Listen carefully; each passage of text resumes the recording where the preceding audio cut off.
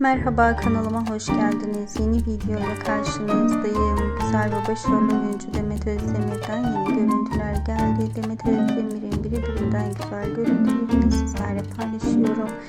Eşref Rüya dizisi final yaptıktan sonra Demet Özdemir tatile çıktı.